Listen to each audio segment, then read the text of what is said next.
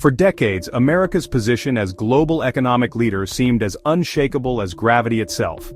Armed with the world's reserve currency, unmatched military might, and a network of allies spanning every continent, Washington's dominance appeared eternal.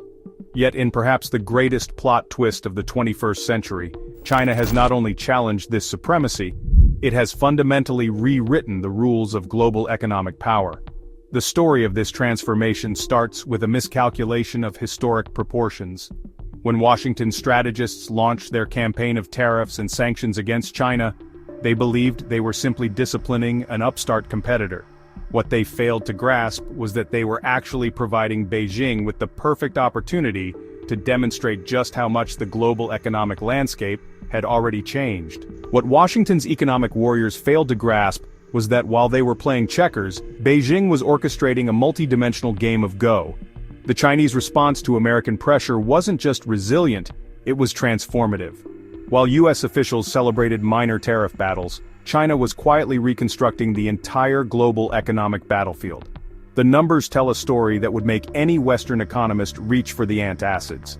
By 2023, China's trade with Belt and Road countries had expanded so dramatically that US market access looked about as crucial to Beijing's future as a flashlight in broad daylight. The initiative, spanning over 120 countries, wasn't just about building ports and railways, it was about weaving a new economic web where all roads lead to Beijing. Consider the agricultural sector, where America's strategic genius truly shined, like a neon sign advertising miscalculation. US farmers, once China's go-to suppliers for soybeans, watched their market share plummet from 40% to 18% faster than a corporate executive's popularity at a labor union meeting. Meanwhile, China casually pivoted to Brazil and Argentina, increasing imports from these countries from 46% to 76%, demonstrating the kind of supply chain flexibility that would make a yoga instructor jealous. Europe, caught between these economic titans like a tourist in a sumo wrestling match, has been forced to reevaluate its allegiances. The continent that once marched in lockstep with Washington finds itself increasingly drawn into China's orbit, attracted not by ideology, but by the gravitational pull of economic reality. When Beijing offers trade deals emphasizing mutual benefit and long-term collaboration, it turns out countries prefer that to being caught in the crossfire of American tariff tantrums. The Belt and Road Initiative, BRI, deserves special attention, not just as an infrastructure project, but as perhaps the most ambitious economic reorganization since the Marshall Plan. While Washington was focused on quarterly trade deficit numbers, like a day trader watching ticker symbols, Beijing was literally redrawing the map of global commerce. The initiative isn't just about building ports and railways, though it's done plenty of that. It's about creating an economic ecosystem where China sits at the center of a web so vast it makes the old Silk Road look like a country lane.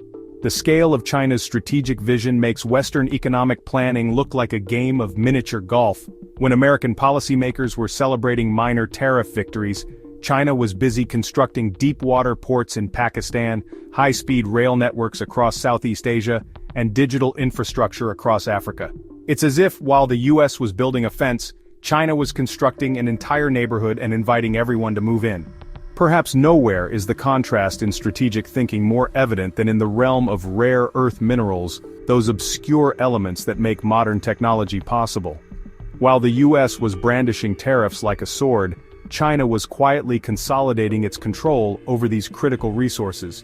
It's rather like threatening to cut off someone's water supply while they're busy buying all the world's water wells.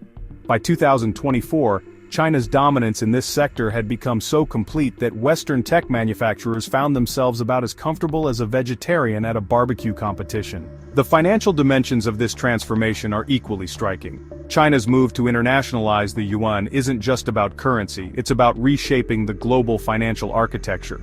While Washington wielded the dollar like a club, Beijing was building alternative payment systems and financial networks that made US sanctions look increasingly like strongly worded letters. When you control the payment infrastructure, you don't need to worry too much about someone else's financial threats. In Southeast Asia, China's influence has grown so profound that the region's economic orientation has shifted like a compass finding a new magnetic north. Countries that once looked to Washington for leadership now coordinate their economic policies with Beijing with the kind of attention usually reserved for reading a wealthy relative's will. The U.S. Indo-Pacific strategy, meant to contain China's influence, has proven about as effective as using a paper boat to stop a tsunami. The technological battlefield tells an equally compelling story. While the U.S. was busy trying to restrict China's access to advanced technology, Chinese firms were developing indigenous capabilities at a pace that would make Silicon Valley executives spill their artisanal coffee. Huawei's response to U.S. sanctions wasn't to fold, it was to accelerate development of its own chip technology, operating systems, and digital infrastructure. It turns out that necessity isn't just the mother of invention, it's the entire family tree. Latin America provides another testament to China's strategic acumen. While the U.S. was lecturing about democracy and free markets, China was offering something more tangible: investment, infrastructure, and trade deals without political strings attached. The result? A region traditionally considered America's backyard has increasingly become China's front porch. By 2024, China had become the largest trading partner for most South American nations, a transformation as profound as it was predictable. The African continent has witnessed perhaps the most dramatic manifestation of China's alternative approach to global engagement. While Western institutions offered loans with stringent conditions and lengthy lectures about governance, China showed up with engineers, construction crews, and ready capital. The result? A continent-wide infrastructure boom that has transformed African economies more significantly than decades of Western development aid. It's rather like the difference between offering someone advice about home improvement and actually helping them build the house. The impact on Western industrial bases has been particularly striking. While American politicians waxed poetic about bringing manufacturing home, China was busy modernizing its industrial capacity at a pace that makes Moore's Law look leisurely. The result? By 2024, China wasn't just the world's factory. It was becoming its research lab, design studio, and innovation hub, all rolled into one. Western companies found themselves in the awkward position of competing with Chinese firms that had gone from imitators to innovators faster than you can say technological superiority. Europe's position in this new economic order resembles a chess player who suddenly realizes they've been playing on the wrong board. The continent's traditional alliance with the US increasingly looks like a commitment to yesterday's game plan. When Chinese electric vehicles started flooding European markets with prices that make German automakers feel like luxury boutiques in a discount mall, the reality of the new economic order became impossible to ignore. The EU's attempt to balance between American pressure and Chinese opportunity has become an exercise in diplomatic gymnastics that would impress an Olympic judge. The energy sector tells an equally compelling story. While the US was celebrating its shale revolution, China was quietly building the world's largest renewable energy infrastructure. It's rather like bragging about your new gas grill while your neighbor constructs a solar-powered kitchen. Chinese solar panels and wind turbines now dominate global markets not because of unfair competition, but because Beijing understood tomorrow's energy landscape while others were still arguing about yesterday's fuel sources. In the realm of digital finance, China's advances have been nothing short of revolutionary. The digital yuan isn't just a cryptocurrency, it's a bid to rewrite the rules of global finance. While Western banks were debating the merits of blockchain, Chinese citizens were already living in a nearly cashless society. The implications for US financial dominance are about as comfortable as a porcupine in a balloon factory. The agricultural transformation has been particularly dramatic. Remember those American farmers who were supposed to be protected by tariffs? They found themselves with surplus soybeans and corn, while China developed new supply chains faster than you can say agricultural subsidies. Brazil and Argentina didn't just become China's new farm suppliers, they became integrated partners in an agricultural network that makes the old US-China trade look like a roadside produce stand. Perhaps most telling is the transformation in global governance institutions. China's approach to international organizations has been subtle but profound. While the United States was withdrawing from global commitments faster than a cat from a bath, China was steadily increasing its influence in everything from the United Nations to regional development banks. The result? A new institutional framework where Chinese priorities shape global agenda setting with the precision of a master calligrapher. The technology sector provides perhaps the clearest window into this new reality. Remember when Chinese tech was synonymous with cheap copies?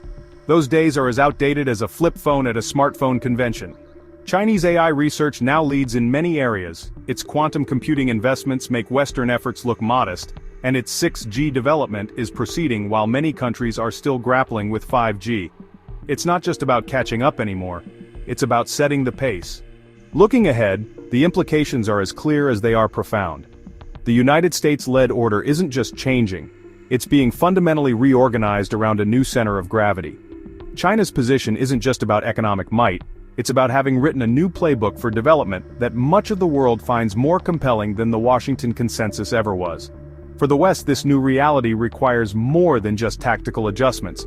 It demands a complete rethink of how to engage with a world where China's influence is as pervasive as social media in a teenager's life. The choice isn't between accepting or resisting China's rise. That ship has not only sailed, it's already docked in a Chinese-built port. The story of United States-China competition isn't ending. It's evolving into something far more complex than a simple trade war or technological rivalry. It's becoming a test of which system can better adapt to a world where old certainties are as reliable as a weather forecast in chaos theory. And perhaps that's the final irony. In trying to contain China's rise, the West may have accelerated its own relative decline.